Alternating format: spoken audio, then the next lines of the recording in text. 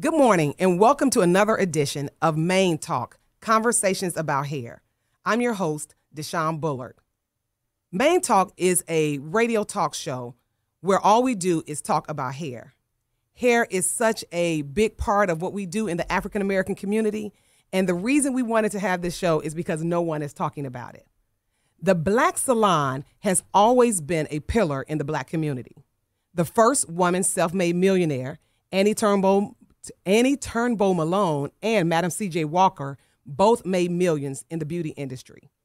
During the Civil Rights Movement, the Black salons were used as a meeting place for activities because unlike other places such as the church or other places, it was less of a visible institution within the community. Today's topic is the devaluation of the Black hairstylist. People used to come to the salon every week to get their hair done. And when they came to the salon, they really valued what the hairstylist had to say about their hair, to keep their hair healthy, to treat it. But today, the Black hairstylist is really almost like a non-factor. People tell the hairstylist to look at YouTube, or people are listening to bloggers on what to do with their hair. So today we want to have this conversation about why is the Black stylist becoming a non-factor? Why are they so devalued?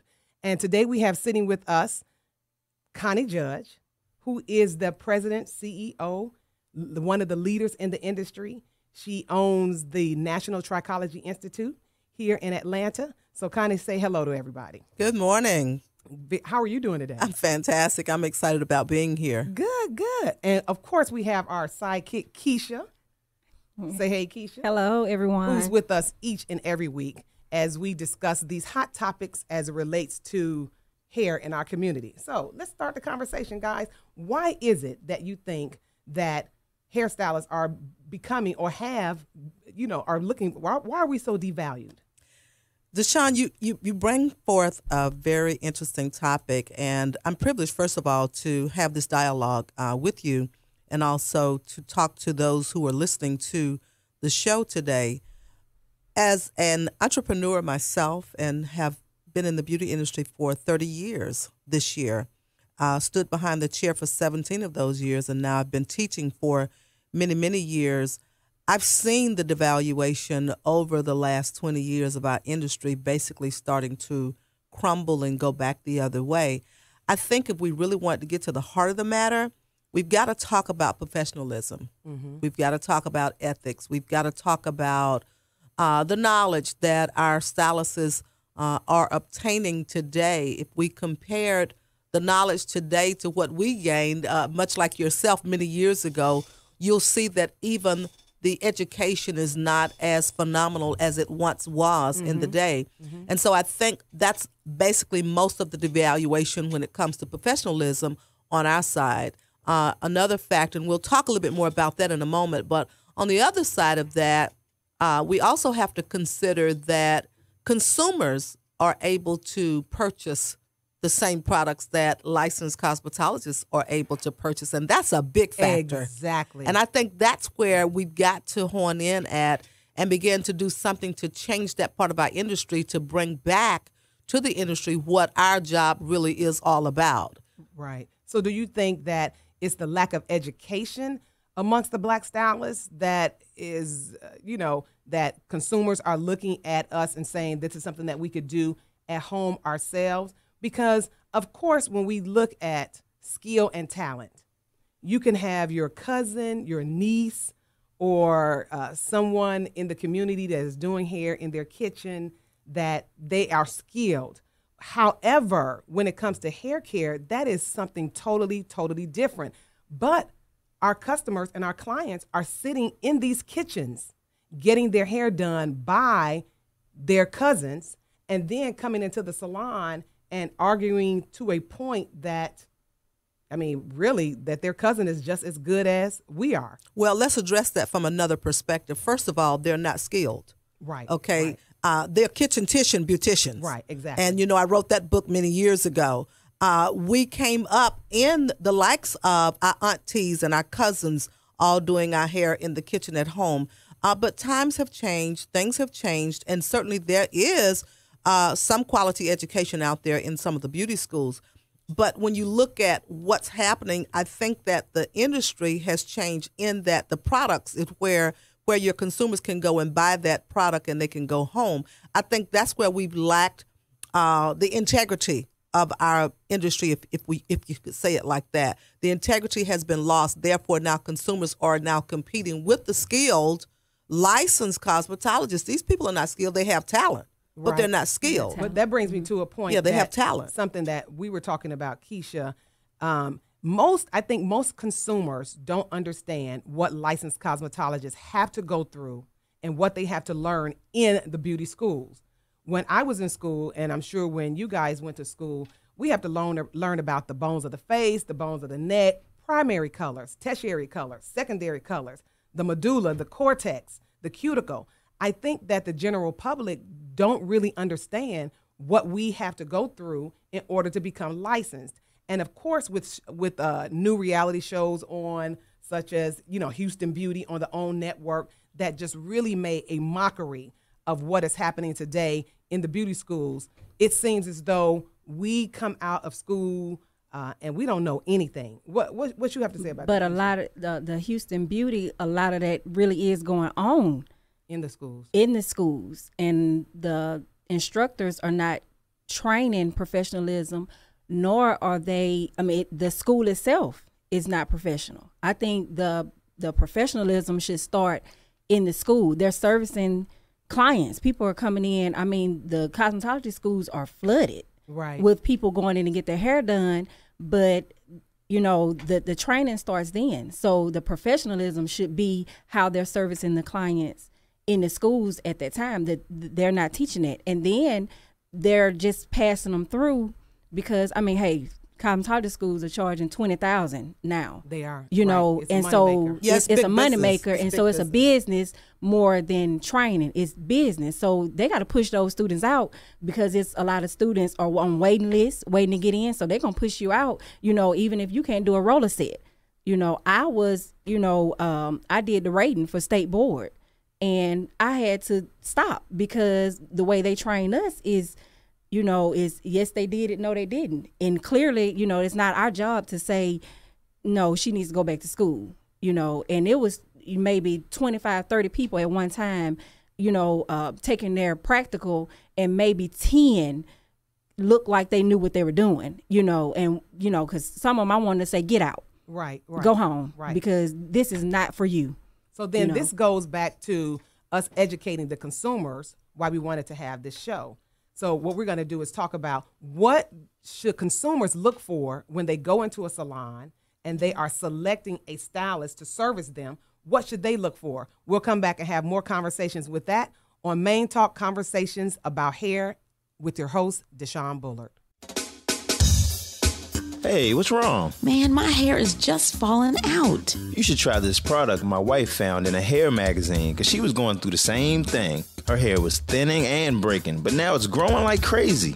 It's all thick and healthy, too. What's the name of it? It's Nura Tres. Nura Tres? That's right, Nura Tres. She's so hooked on it, even I can tell you where to get it from. Call 1-888-489-0179. Pick it up at your local beauty supply store or order online at nuratres.com. I can't wait to go to the store. Hand me the phone. I'm about to call and place my order right now. What's the number again? 1-888-489-0179. That's 1-888-489-0179. Or remember, you can just go online to nuratres.com. That's NOURITRESS.com. Hey, thanks for the info. Okay, we're back with juicy conversations about the devaluation of the Black hairstylist. What should consumers look for when they are looking for a new hairstylist? Right now people go online and they're trying to find out how to keep their hair healthy. You can find salons online. What should these customers look for? I always tell customers the first thing they have to look for when they walk through the door of a salon is what? The license on the wall. Mm-hmm. Because there are so many, quote unquote, people in the salons styling hair who are not licensed. I think that is the number one problem, that we say that hairstylists are devalued and we don't want to listen to what the stylist says, but the salons are struggling. So therefore, they hire or rent their chairs to someone who is unlicensed, which is giving the whole community of hairstylists a bad rap. What are some other things that you guys think that they should look for when they are talking to a stylist or are vetting a stylist to become their, personal care professional? Deshaun, you're really talking deep this morning. So let's go deeper. Let's be transparent with our listening audience. First of all, let's just go back to a simple cash register. Oh my God, why? Because we have these mom and pop shops that are being operated and you don't even see a cash register. This girl has a cash flow business where, first of all, she just takes the cash and put it in her pocket. That sends a sign that she's probably not even paying taxes. But let's go to another part of that. And let's just say we're looking for professionalism when we walk in the door. How are you being greeted as a client? Is she bringing forth professionalism? The other thing is, let's look at her appearance. Right. Let's look at what she looks like. Let's look at her hair first and see if her hair looks the part. Right. Because I firmly believe that a licensed cosmetologist should demonstrate, should practice, should look like, act like, talk like, walk like, everything that represents beauty and professionalism. Right. Because that's what you're selling. She is the best seller in her business and in her establishment. And so she certainly has to look the part and talk the part. So I think that's the first thing. Also, I want to make sure that I'm picking a stylist that has not overbooked and I'm not sitting in a salon all day. That is a notorious problem in the beauty salon. But it's accepted. It's accepted. Because they accept it. It's the accepted. clients are now accepting it. But I think that's because some of them are desperate, for professional hair care services, and they find something that they can pretty much get along with, and they go there. But your lady who works in corporate America, number one, does not have time to pay her and wait all day. Right. Number two, she does not have time to tell another lady's children to sit down in the beauty salon. Why are we accepting kids and diaper bags and strollers in the salon? That's part of the devaluing that we're seeing in these salons. And so I think that the problem goes much deeper. I think it goes to a mindset and a culture and what we're willing to accept. Exactly. And as it relates to the customer, the reason why they accept it is because, let's talk about pricing, ladies. Today, a stylist who charges $25 for a shampoo and style can't really survive. She can't even meet her own needs at home. When they were charging $25 for a shampoo and style when I was in high school, and that was back in the 80s. But so these salons are booked with people accepting these type of unprofessionalisms because they don't want to come into a salon that is professional and pay $50 to $60 for a shampoo without arguing the stylist down about why are they charging so much. So therefore, the consumers, are we saying that the consumers accept the unprofessionalism because they could pay less? Because that's what I see. But if she's charging or he is charging $25, that's letting you know that they're not using professional products. Exactly. Because if a professional hairstylist is spending money on professional shampoos, conditioners, and products, so they have to charge to even make their money back. So if they're charging $25, I'm pretty sure they're using $10 shampoo in your head. Less than $10 shampoo. Yeah. $5 shampoo. Suave. They're going to the beauty supply store, like Connie said earlier, purchasing a bucket of relaxer for $7 versus purchasing a professional brand of relaxer that costs 5 times more, that has all of the different oils and emollients that it has or needs to keep the hair healthy. But the customers they don't really care. And one thing I do say, and I can vouch for, is that in this culture that we live in, we have levels of everything. Just like you may have your flea markets. People may go to the flea market and buy their clothes, or people may go to the what's the shop where people like hand-me-downs? What's that called? The Goodwill. They may go to the Goodwill and purchase their clothes. Some people may go to a TJ Maxx, or some people may go to Macy's. Some people may go to Lord & Taylor's. And then some of us decide that we're going to go to the Neiman Marcus. There are different levels of everything. So I think that with that in mind, it's no difference in the beauty industry. In the beauty industry, we do we will have those salons that allow kids to come in. They're run by very young people who have no business skill. They came straight out of high school, went to beauty school, and somebody told them they can own their own salon or their own shop, quote unquote. And then because they have no training and no skill, the salon is just run any kind of way. Kids are in there. I've seen people push big strollers into the salon. And I was always criticized in my salon for not allowing children to come into the salon. Me too. But most people don't understand that is a hazard. Mm-hmm. Absolutely. Absolutely. Mm-hmm. Let's bring a game changer to this whole conversation, Deshaun. When you talk about the cost of what they're spending in terms of dollars and cents, first of all, any woman in her right mind does not put her hair on sale. Right.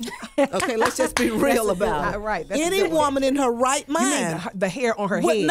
Exactly. Right. Her own personal hair that grew through her scalp, not the hair she bought from down on the corner, okay? Right. But any woman in her right mind would not put her hair on sale. So let's speak to that audience of women. Right. Because there are some women like yourself and myself and like our other speaker here who will not. We refuse to put our hair on sale. This is our glory. Yes. If we go really deep with that, let's speak to this audience and let's tell the audience what that hair was put on your head for. It is a covering. All right. It is a protector. It is a fence. It is a speaker for the body that says, rather than your heart go, I'll go. Rather than your liver go, I'll go. Rather than your kidneys go, I'll go. The hair speaks for what we cannot see that's happening to the internal issues that we may be facing inside of our bodies. And so why would I put my hair on sale? Why would I take my hair to a stylist who, number one, is going to put soap and lye on my head? Right. Mm-hmm. Okay, she doesn't care about what she uses on me. That means she don't care about me. Right. She cares more about the dollar that she's going to make than about my hair and my well-being, because my hair is a representation of who I really am, and it has a lot to do with my personality, with my character. It has a lot to do with how I feel about myself. It has a lot to do with my self-esteem. Women really take pride in their hair. You understand what I'm saying? In their they do take pride in their personal hair. I'm about to get up and do the holy dance. Okay. And so I think, oh my God, I think there's a clear message here that we need to tell our listening audience, please don't put your hair on sale. Right. Don't allow that stylist to run you a $10 deal and you run down there and you pick it up because your money may be tight. It would be better for you to buy retail from your stylist who is trained professionally to show you what to do at home when you cannot go back to the salon for a weekly visit, rather than you going down changing salons because this girl is running a quick sew-in weave or a promotion for $25. Who does that? Right, but you have really sparked something, because I'm sitting over here moving in my chair. So are you saying that women put their hair on sale when they buy weave?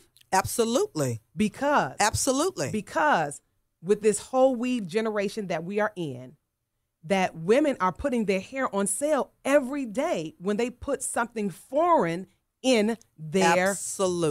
Absolutely. Now we can go really deep, Deshaun, with that. Take it out for 365 days out of the year. Absolutely. Ultimately, what has happened, even with the weave industry, we're talking about $1 trillion business here. Okay, that's a moneymaker. It's a game changer. So many people are wearing weave now. You can stand 10 women up, and you will actually see, out of 10 women standing before you, you would have 9 out of 10 wearing weave in their head. That's right. That's how serious it is with this generation, which means we've now not only devalued the professionalism in the industry, but we've also devalued what God gave us. That's right. But I think they come from the society with the weave. Women and the young girls are wearing weave is because that's what everybody is telling them. You should have long hair. You can't walk around. I mean, these girls don't, elementary school, are embarrassed. Yeah, and they're embarrassed because their hair is short. Hair doesn't make you. They're not being educated. That's a television though. Right. And all you see is women with long hair. Nobody is wearing short hair, on television anymore. It's all long hair. Let's speak to long, though, because if we look at that from a spiritual principle, the Bible speaks about the longevity and not the length, but having hair on your head all the days of your life. So that's an important thing to consider. And I think there needs to be more education about this weave deal and what's really going on in the marketplace. There's some frightening things that's happening behind that. And yes, we have a hair loss epidemic that is ultimately invaded our country right now, looking at what's happening. And when we talk about black, it is the black consumers who are wearing it more than anyone else. That is right. As a race of people. This is some juicy conversation. That is the reason why I started the product line, Nura Tres Hair Products.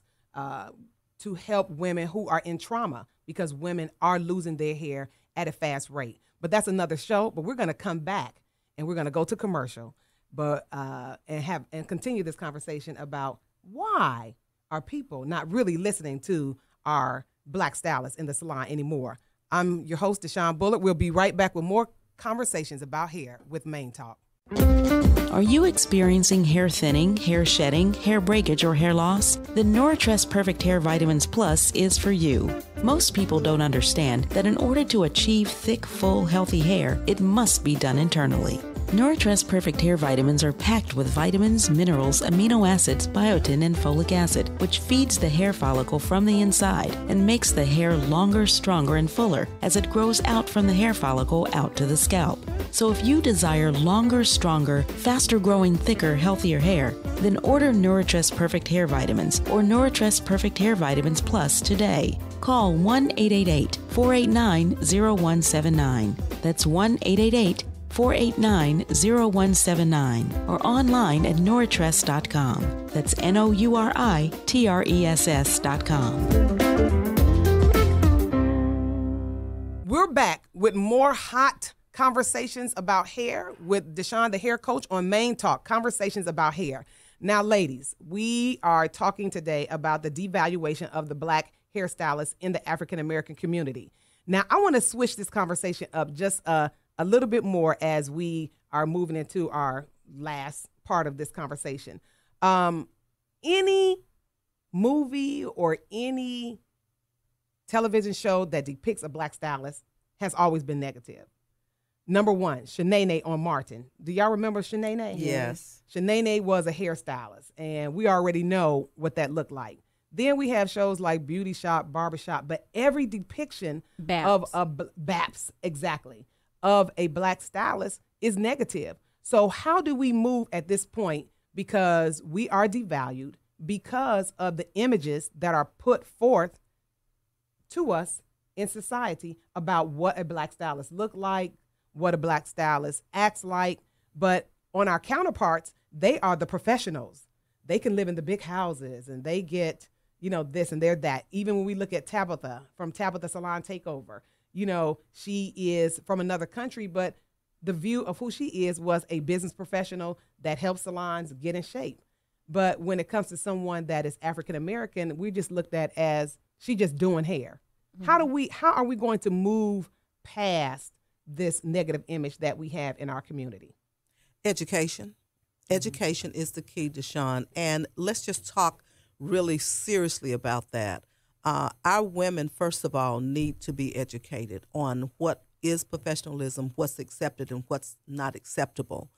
We have allowed so much to change our industry. Let's go back from the very beginning of our show today when we talked about the era that you and I came from, and perhaps even our other speaker, where she may have come from, in the timelines of what we learned and how. When I entered into beauty school in 1982, I'm going to tell my age in just a few minutes.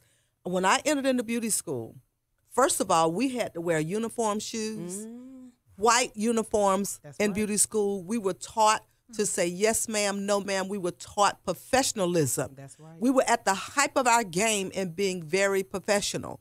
Over the years, that situation started to change because of school owners not taking a true initiative to educate their students. They began to look at this more as a business to make money as opposed to a business to raise up educated and professional people. And so I think part of the problem lies with the school owner themselves, that they need to go back and be educated themselves about how they should run a professional school to train our students to come out properly. And so thus now we see an era of young people who are caught up in every generation of weave, color, the relaxers. They're caught up in everything that looks glamorous. That's right. But nothing that looks professional or really beautiful. And so in our race, that is a serious problem. And I want to say it is really ignorancy. It is. And that needs to change.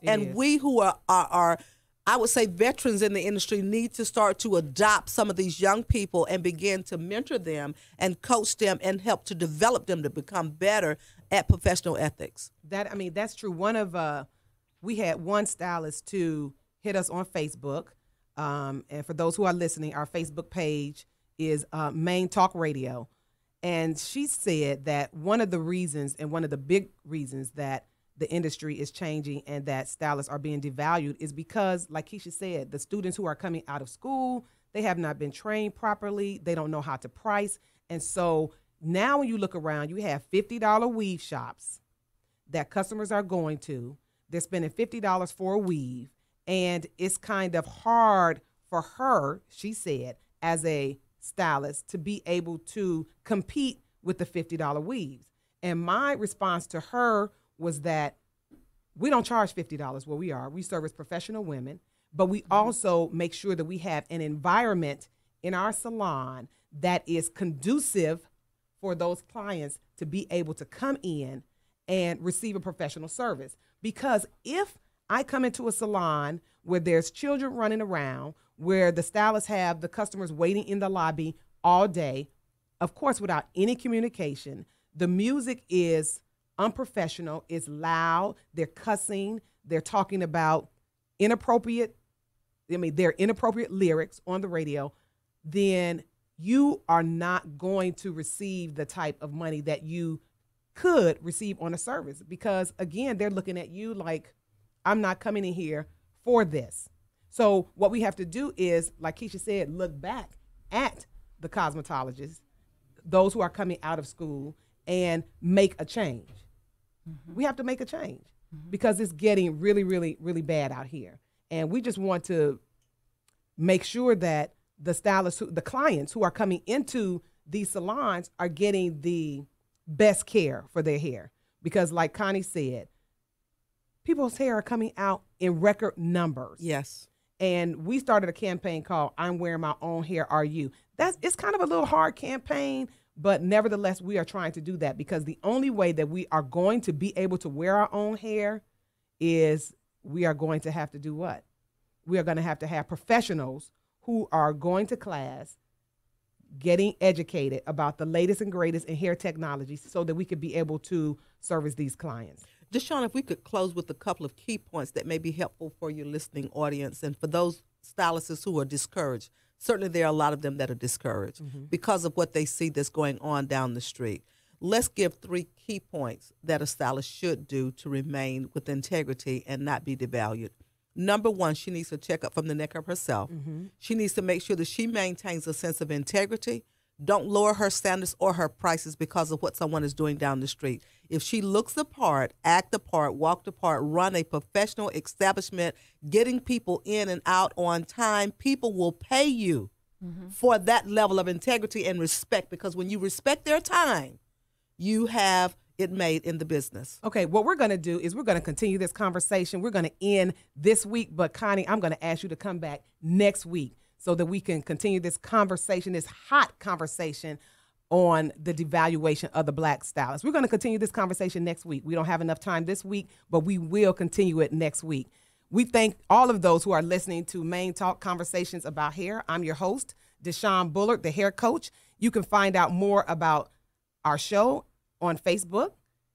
Go to Main Talk Radio. You can visit my personal website, DeshawnBullard.com, and you can find out more information about our wonderful products, Nura Tres hair products that helps all women who are looking to have healthy hair at www.nuratres.com. That's NOURITRESS.